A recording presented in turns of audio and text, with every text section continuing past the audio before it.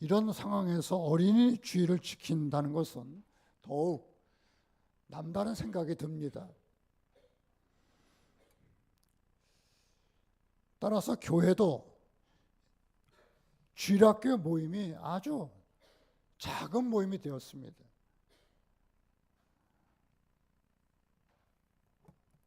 작지만은 반드시 세워져 가야 할 다음 세대이기 때문에 어른들은 믿음과 헌신과 또 열정과 포기하지 않음을 가지고 최선을 다해서 주일학교를 세워가는 우리 갈보리 교회가 되셔야 될 줄로 믿습니다. 오늘 제가 아침에 이 기독교 방송을 들으니까 대담 프로가 있더라고요. 8시. 무슨 내용인가 봤더니 오늘 어린이 주일이니까 주일학교에 관한 분이 나와서 근데 여러 가지 얘기를 하시더라고요. 근데 이 수도권 평택 예를 들어서 평택에 또 주일학교 아이들이 교회마다 뭐 5명, 7명 적대요. 많은 교회들이. 그래서 어떻게 이 주일학교 아이들을 좀 잘 신앙 훈련을 시킬까 생각하다가 그 교회 목사님들이 모여서 우리가 연합으로 주일학교를 해보자. 연합으로. 사실 이게 쉽지 않거든요. 이제 젊은 목사들이고 생각이 조금은 이제 다르니까 그래가지고 했답니다. 40명, 50명 모여서 하니까 너무 더 좋대요. 아이들이 좋아하고 선생님들도 좋아하고. 그래서 우리가 적지만은 그럼에도 불구하고 새로운 전략과 방법을 찾아봐야 되겠다. 이런 어떤 시사점을 저도 그 방송을 들으면서 여러분 우리가 주일학교를 위해서 기도를 많이 하셔야 될 것 같습니다. 오늘 저는 성경 읽기의 순서대로 에스라서를 보았습니다. 에스라서에서는 포로로부터 돌아와서 국가 재건에 관한 기록들이 나타나고 있습니다. 즉 70년 포로 생활을 마치고 1차 또 그 다음 2차, 3차로 이제 돌아오게 되는데 돌아오게 되면은 파괴된, 폐쇄된, 무너진 국가를 다시 세워야 될 거 아닙니까? 그러니까 에스라가 읽은 우리가 8장 말고 그 전반부에 보면은 돌아와서 그들이 국가 재건을 합니다. 국가 재건을 하는데 돌아와서 첫 번째 한 일이 뭐냐면은 번제단을 준비해서 거기서 예배를 드린 제사를 드리는 일이었습니다. 그러니까 국가 재건의 저들이 첫 번째 아주 중요하고 시급한 가지로 삼은 것이 뭐냐? 예배였습니다. 구약에는 제사죠. 하나님 앞에 초막절날 모여서 예배를 드렸습니다. 제사를 드렸습니다. 그러니까 우리가 개인적으로 또 공동체적으로 또 가정적으로 또 다음 세대도 마찬가지고요. 무엇이 중요하냐? 에스라서에서 우리에게 보여주고는 첫 번째는 예배 세우기입니다. 여러분, 성도는 예배를 통해서 성도가 되어 가고 예배를 통해서 하나님을 바라봅니다. 예배를 통해서 우리는 우리의 믿음의 태도가 끊임없이 개발됩니다. 여러분, 예배가 무너지면 믿음도 무너지고 우리 태도도 무너집니다. 성도에게서 예배는 생명입니다. 따라서 우리는 평생을 어떻게 하면은 바른 예배를 하나님께서 받으시는 그 예배를 내가 드릴 수 있을까? 끊임없는 과제고 끊임없는 수고여야만 됩니다. 이들이 포로로부터 귀환해서 개인적으로 집도 세워야 되고 또 경제생활도 해야 되고 여러 가지 학교도 여러 가지가 많겠죠. 근데 그들이 우선해서 했던 일은 제단을 세우고 거기서 제사, 즉 예배를 모여서 드렸던 것입니다. 그만큼 하나님 백성으로서의 정체성의 첫 번째는 예배입니다. 여러분, 예배를 소홀히 여기시면 안 돼요. 예배를 귀중히 여기시고 예배 드리기를 힘쓰고 예배에 최선을 다하고 예배를 드리면서 은혜를 받고 예배를 준비하면서 내가 은혜가 되고 예배를 마치고 나서 그 은혜가 나의 삶을 이끌어가고 이게 예배여야만 됩니다. 여러분, 예배를 통해서 우리는 끊임없이 우리 믿음의 태도, 우리 믿음이 자라나고 또 예배를 통해서 우리는 하나님 앞에 바로 서게 되는 것입니다. 따라서 오늘 에스더 시대의 첫 번째 국가재건의 과제가 바로 예배였습니다. 그 다음을 보면은 얼마 지나지 않아서, 얼마라고 지나지 않은 것은 한 2년 이제 포로로 돌아와서 그렇게 첫 번째 제단을 만들고 초막전을 지키고 나서 한 2년 세월이 지났습니다. 그 2년 세월이 지나고 나서 그들이 한 일이 뭐냐면 성전의 지대를, 성전을 새롭게 건축할 땅을 그들이 확보한 겁니다. 그러면서 두 번째 과제로 저들이 삼은 것이 성전 재건이었습니다. 성전을 재건할 때 오늘 새벽에도 이제 이 말씀을 3장 말씀을 보았는데 한쪽으로는 기쁘고 한쪽으로는 너무 기뻐서 좋아하고 너무 기쁘니까 뭐가 나옵니까? 눈물이 나죠. 통곡하고 무너졌던 성전의 지대 땅을 확보하고 성전 건축을 시작하면서 그들이 하나님 앞에 제사를 드리면서 기뻐하고 통곡하며 시작합니다.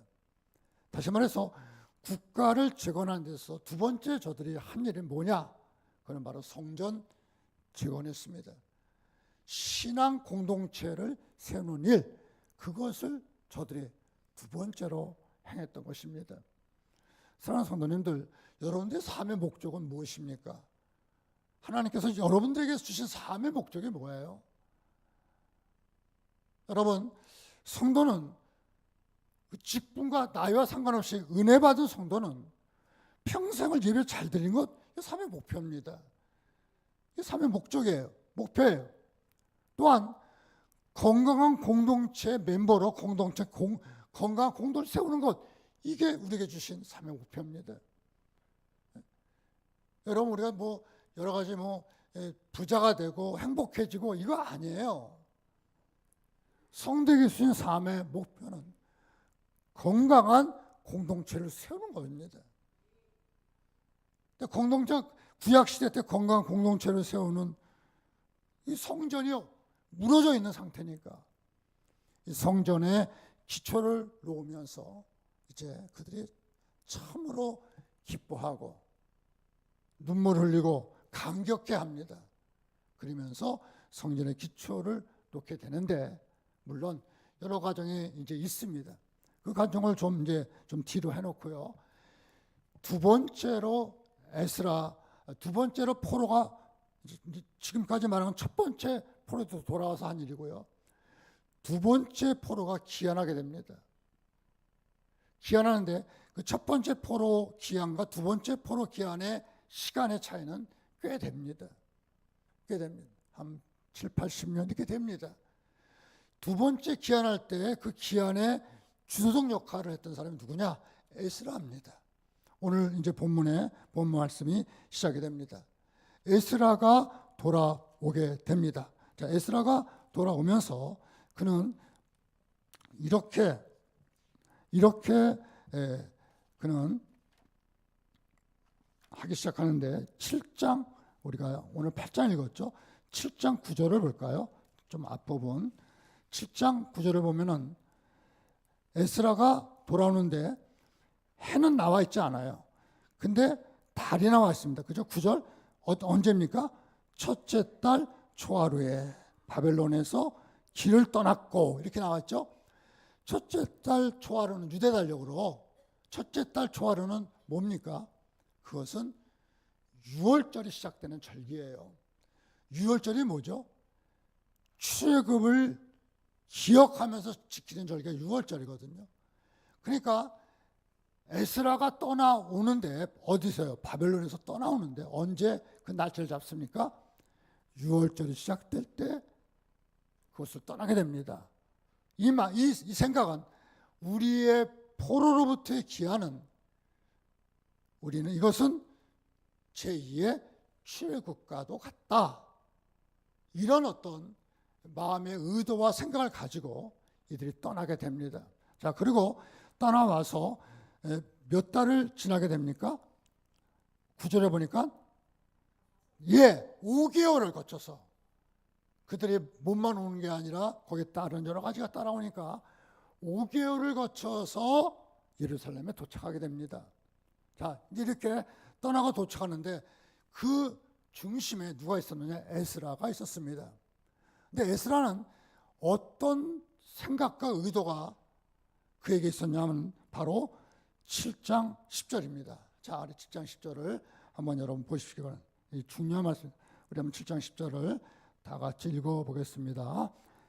시작. 에스라가 여호와 율법을 연구하여 준행하며 율법과 규례들을 이스라엘에게 아멘. 여러분, 그러니까 첫 번째 돌아와서 뭘 해보겠습니까? 예배. 두 번째요, 성전 재건. 이러고 나서 시간이 지났습니다. 세 번째, 에스라가 이제 돌아오면서 어떤 생각을 갖고 돌아왔습니까? 이 백성에게 하나님 말씀을 가르칠 것이다.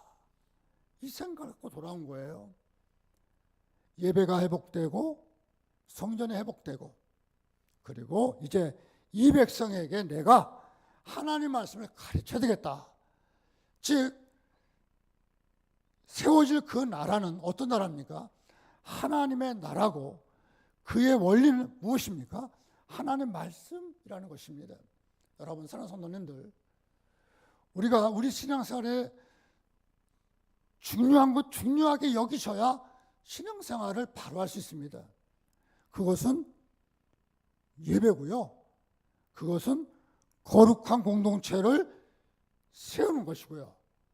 그리고 그것은 하나님 말씀을 소중히 여기며 그 말씀을 우리가 읽고 묵상하고 지키고 따르는 바로 그것이 우리를 우리 되게 한다는 사실을, 성도를 성도 되게 한다는 사실을 분명히 알아야 됩니다.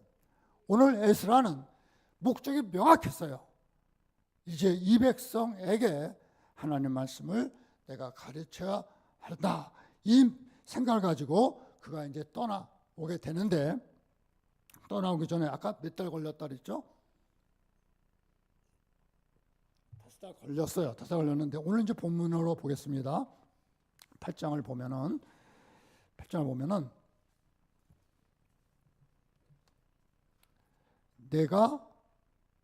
그때 내가 아하와 강가에서 어디에 모였습니까?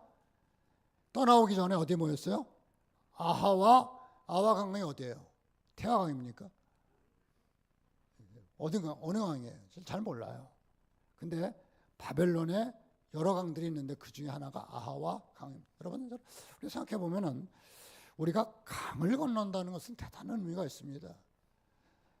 이스라엘 백성들이 가나안 땅에 들어갈 때 광야에서 뭘 건너죠? 요단강을 건너잖아요. 그죠? 요단강을 건너서 강을 건넌다. 또 다른 세계로 들어간다. 보세요. 애굽에서 나와서 강은 아니지만 뭘 건넙니까? 홍해를 건넌다. 대단한 의미가 있습니다. 그래서 성경은 강을 건넌다고 할 때 그냥 단순히 어떤 그런 사실로서만 기록한 것이 아니라 거기에 의미를 부여하고 있습니다. 그걸 읽어내셔야 돼요. 강을 건넌다. 지금 어디에 모였습니까? 강가에 모여서 떠날 준비를 하고 있습니다.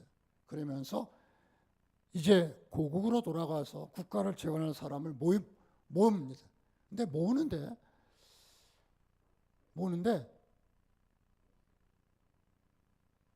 한 부류의 한 지파의 사람이 없어요. 누구냐면 레위인들이 없었습니다. 레위인들이 오지 않은 거예요. 여러분, 돌아가서 가장 중요한 게 뭐죠? 예배, 제사, 성전 이건데 그걸 누가 담당할 사람이에요? 근데 레위인이 없는 겁니다. 사람을 모았는데 조사해 보니까 레위인이 없어요. 그래서 에스라는 레위인들을 불러서 거기에 동참시킵니다. 이게 이제 우리 앞부분 읽은 앞부분 그 15절 8장 15절 나오고 있습니다. 이래서 이제 돌아갈 사람 이제 집단이 이제 이렇게 모인 거예요. 거기서 모여서 거기서 이제 에스라가 뭘 합니까? 아하와 강가에서 뭘 선포합니까? 금식을 아하와 강가에서 에스라가 금식을 선포합니다. 이제 우리가 고국 건설을 위해서 재건을 위해서 고국으로 돌아가야 되는데 우리가 하나님께 기도하자. 금식하며 기도하자. 기도를 시작합니다. 기도를 하고 기도하도록 그 돌아가는 사람들에게 권합니다. 그러면서 그 기도의 내용이 여기 나와 있어요. 기도의 내용은 한마디로 말해서 하나님 돌아가는 동안에 평탄한 길을 안전한 길 여기 보니까 무슨 길입니까? 어떤 길을 요구하고 있죠? 평탄한 길을 하나님 우리에게 주세요. 이렇게 간구해요. 평탄한 길이 뭐예요? 5개월 걸렸고 그 사이에는 수많은 민족이 있고 약탈자들이 있습니다. 또 기후도 굉장히 다르고요. 그러니까 그 오는 도중에 인적 물적 손실이 분명히 있습니다. 그러니까 이제 떠나게 되니까 하나님 도착할 때까지 평탄한 길, 성경은 안전한 길로 우리 인도해 주세요. 이렇게 하나님께 기도합니다. 이렇게 기도드린 이유가 여러분 성경은 이렇게 그 이유를 이렇게 얘기하고 있습니다. 22절에 보면은 이 우리나라 번역이 조금 좀 명확하게 좀 이게 잘 드러나지 않아요. 영어 성경을 보면 대단히 명확합니다. 우리는 부끄러워해 왔다. 이렇게 시작됩니다. 문장이요. 그러니까 무슨 말이냐면 우리가 왕에게 구하기를 부끄러워했다. 무엇을? 길에서 만날 적으로부터 마병과 보병 구하기를. 가야 되는데 군사적 보호가 필요한데 이들은 뭘 했냐면 우리는 왕에게 구하기를 부끄러워했다. 그 왕에게 왕이 가라고 했으니까 가도록 지원한 마병과 보병을 같이 보내서 그들이 무사히 도착할 수 있도록 해줄 건데 우리는 그거를 구하기를 부끄러워했다. 그리고 또 하나는 우리가 이렇게 말해왔다. 왕에게 뭘 말해왔냐면 우리 하나님의 손은 자기를 찾는 모든 자에게 선을 베푸신다. 우리는 왕에게 이렇게 말해왔다. 하나님은 자기를 찾는 자들에게 선을 베풀어 주신다. 우리 이렇게 왕에게 말해왔다. 따라서 우리는 왕에게 마병과 보병을 구하지 않고 누구에게 기도하고 있습니까? 하나님께. 그 기도의 이유가 여긴 우리는 하나님께 지금 금식은 절박함이죠. 하나님께 절박하게 기도하고 왕에게 구하면 왕이 마병과 보병을 보내주어서 우리를 보호할 수는 있지만 우리는 그거 구하지를 부끄러워해. 하나님의 선한 손길이 우리를 돕는다고 왕에게 그렇게 말해왔고 우리도 그렇게 믿기 때문에 우리는 하나님께 구할 것이다. 여러분 시작이 달라요. 우리는 뭔가 조금 어려움이 있으면 쉽게 어떻게 돈으로 해결 안 될까? 권력으로 해결 안 될까? 아니면 내가 가진 어떤 자원으로 해결 안 될까? 이렇게 우리는 쉽게 해결해 보려고 합니다. 이들도 에스라도 그렇고 당시에 이 아닥사스다 왕, 다리오 왕 이 사람들이 가도록 허락했거든요. 군사력도 그리고 물자도 같이 보내줍니다. 근데 이거를 에스라는 구하지 않고 지금 누구에게요? 하나님께 어떻게 하면서요? 금식하면서 기도. 하나님께서 인도해 주실 줄로 믿습니다. 여러분, 그들이 재건하여 세울 나라는 하나님의 나라입니다. 왕의 도움을 받아서 그냥 세워질 나라가 아니고 보병과 마병의 보호 속에서 보호되는 나라가 아니라 하나님에 의해서 세워질 나라입니다. 교회는 하나님의 나라입니다. 여러분들 한 사람 한 사람이 성전이고 교회입니다. 여러분들이 세워지는 것은 여러분 우리가 왕에게 구하는 것을 부끄러워하셔야 됩니다. 그러면서 목숨을 걸고 간절함으로 하나님께 금식하며 기도하는 여기에 셈의 원리가 있습니다. 여러분, 기도는 세상과의 단절입니다.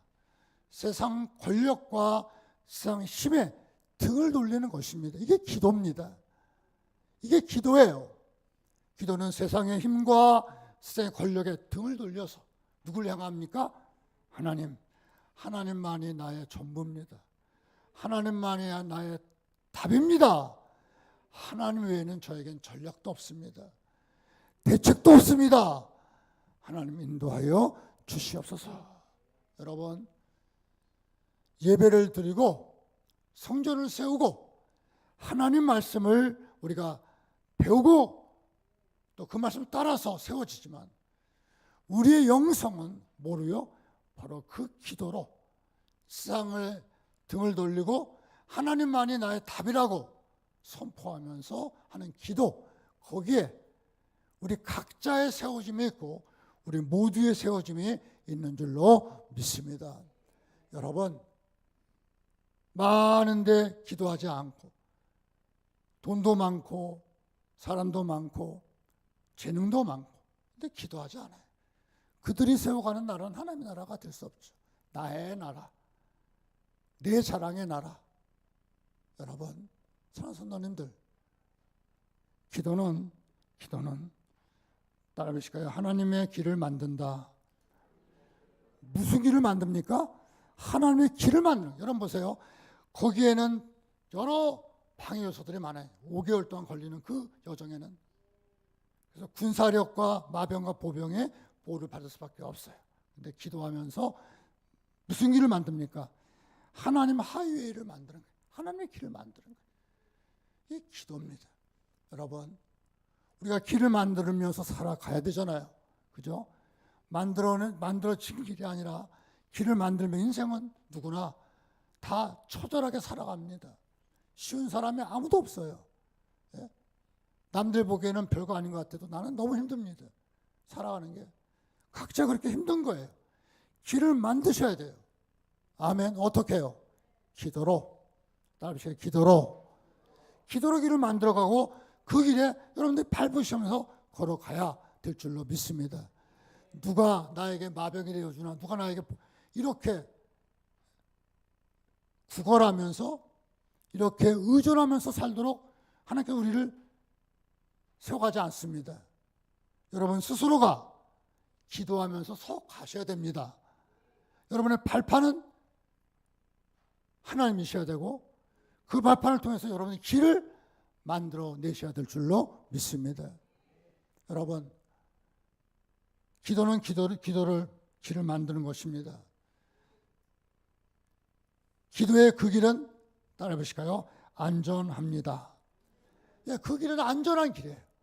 그들이 기도하면서 갔던 그 길은 안전했습니다. 5개월 동안에 어떤 일도 조그만 일은 있었겠죠. 근데 성경에 기록했던 정도로 그렇게 큰 일은 없었던 것 같아요. 걱정은 됐지만 그러나 그 길을 안전하게 걸어갔던 것입니다. 여러분 인생길이 얼마나 험악하고 힘들고 고달픕니까?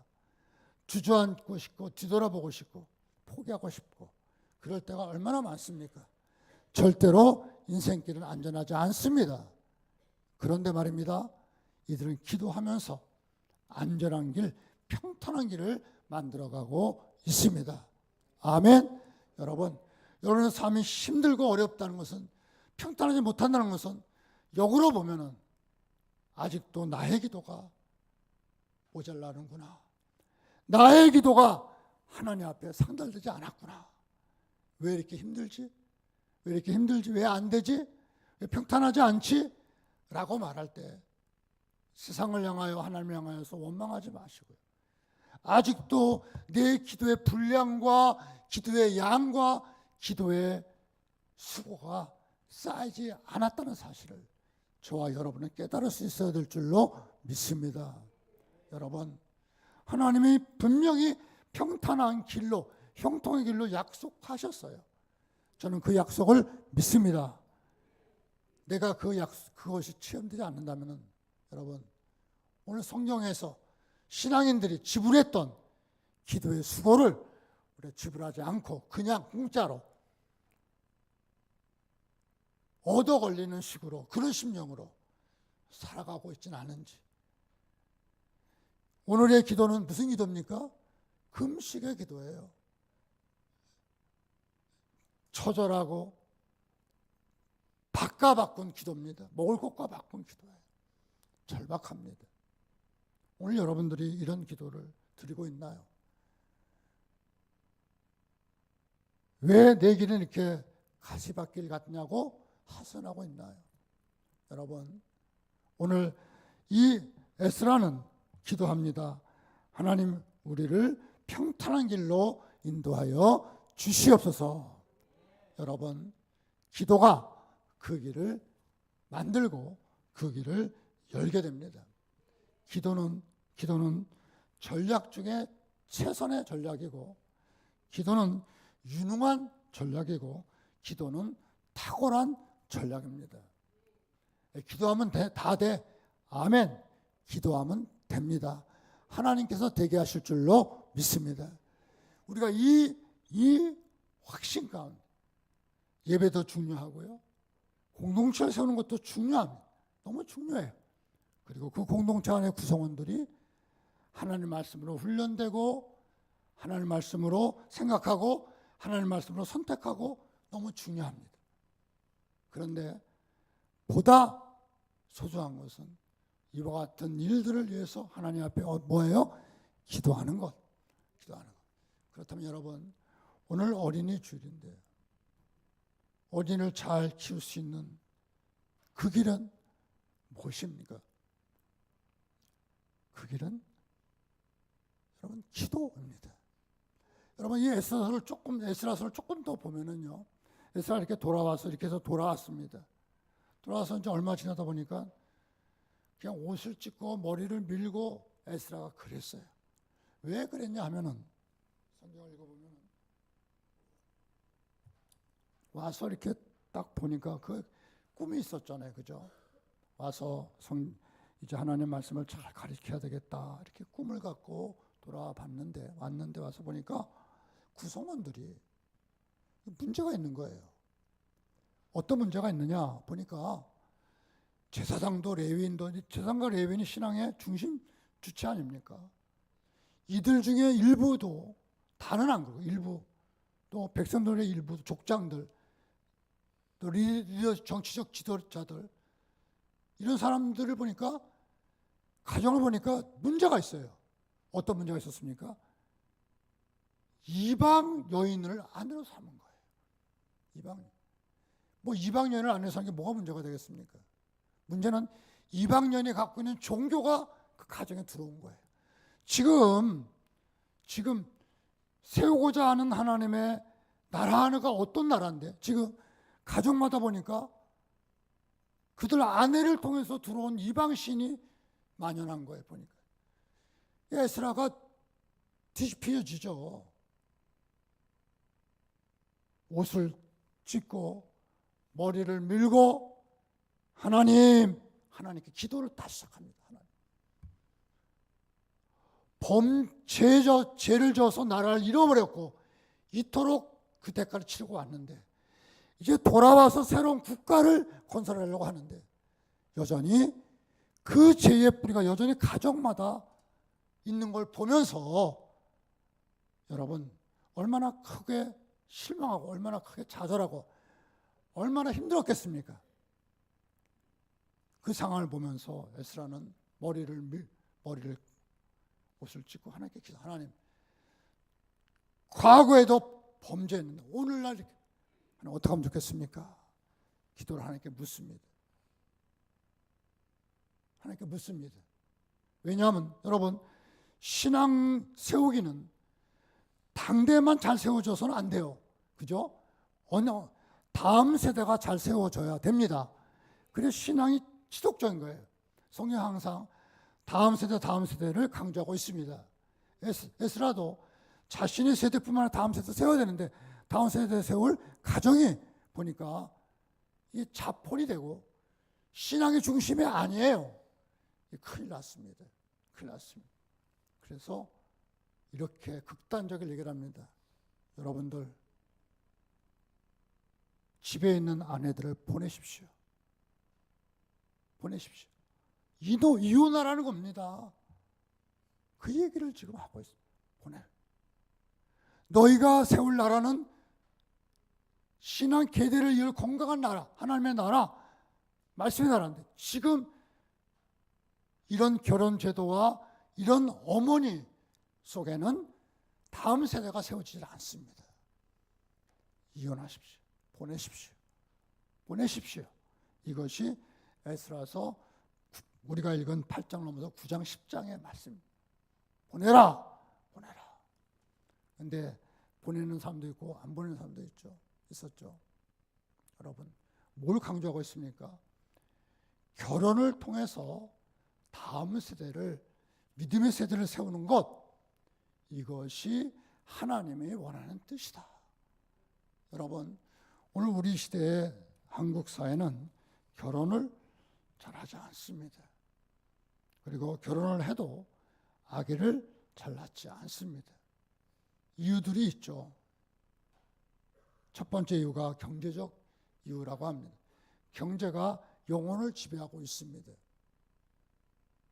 성도는 경제가 영혼을 지배해서는 안 되고 그 영혼이 하나님의 은혜가 우리 살아가는 젊은 세대들을 이끌어갈 수 있어야 될 줄로 믿습니다. 하나님의 은혜가 우리 세대를 세워가야지 이 시대의 가치가 세워져 가면은 결혼도 없고 자녀도 없습니다. 아무리 오늘날 교회가 풍성하더라도 자녀 없는, 다음 세대 없는 교회, 여러분 미래가 보이지 않습니까?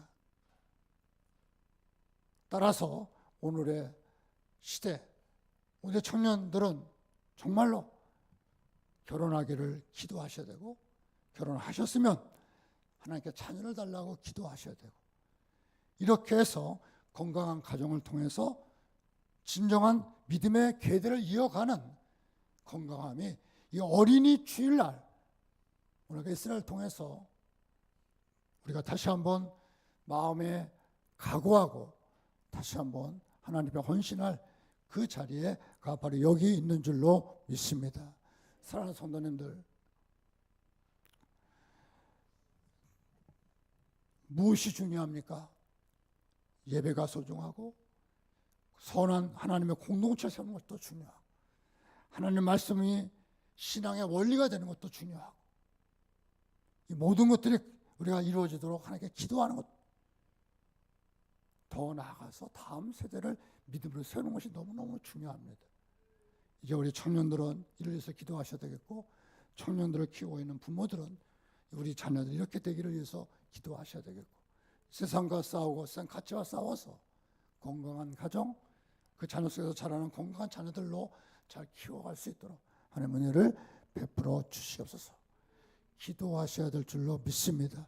아이 하나 키우는데 돈이 얼마나 들고 또 그 가정을 결혼하는데 돈이 얼마나 들고 물론 염려가 되겠죠. 여러분 염려가 됩니다.